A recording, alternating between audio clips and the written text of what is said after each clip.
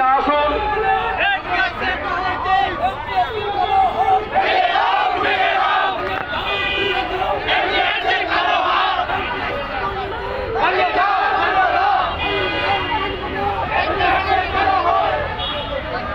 সম্মানিত উপস্থিতি, আমরা দীর্ঘদিন যাবৎ আন্দোলন করছি আমাদের দাবি আদায়ের জন্য। আমি মাননীয় প্রধান উপদেষ্টাকে উদ্দেশ্য করে কয়েকটি কথা বলতে চাই। মাননীয় প্রধান উপদেষ্টা, আপনি বাংলাদেশের গর্ব। আপনি একমাত্র ব্যক্তি বাংলাদেশ থেকে নোবেল পুরস্কার অর্জন করেছেন।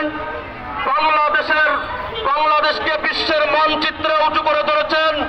একমাত্র ব্যক্তি আপনি যিনি বাংলাদেশের দুর্দশা থেকে বাংলাদেশ ক্ষতিগ্রস্ত বাংলাদেশকে আবার নতুন করে বাংলাদেশ সাজানোর জন্য যে ঘোষণা আপনি দিয়েছেন।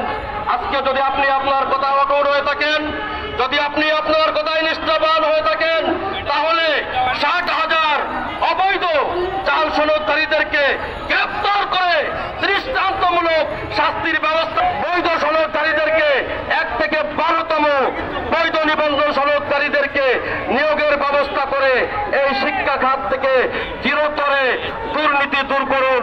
না হলে বাংলাদেশ থেকে দুর্নীতি যাবে না। এই শিক্ষক সমাজ জাতি গড়ার কারিগর। এই শিক্ষক সমাজ পরে বাংলাদেশকে একটি শিক্ষিত সমাজ উপহার দিতে, এই শিক্ষক সমাজ পরে বাংলাদেশ থেকে দুর্নীতি দূর করতে। মাননীয় শিক্ষা উপদেষ্টা, আমি আপনাকে লক্ষ্য করে কয়েকটি কথা বলতে চাই। আপনি যদি শিক্ষা খাত থেকে দুর্নীতি দূর করতে চান, তাহলে অনতিবিলম্বে জাল সনদধারীদেরকে গ্রেফতার করুন, আইনের আওতায় আনুন। 1 থেকে 12তম বৈধ সনদধারীদেরকে নিয়োগের ব্যবস্থা করে এই খাত থেকে দুর্নীতি দূর করে আপনি ঘোষণা দিন। আপনি বাংলাদেশের সবথেকে যোগ্য, সবথেকে ভালো, সবথেকে শিক্ষিত একজন শিক্ষা উপদেষ্টা।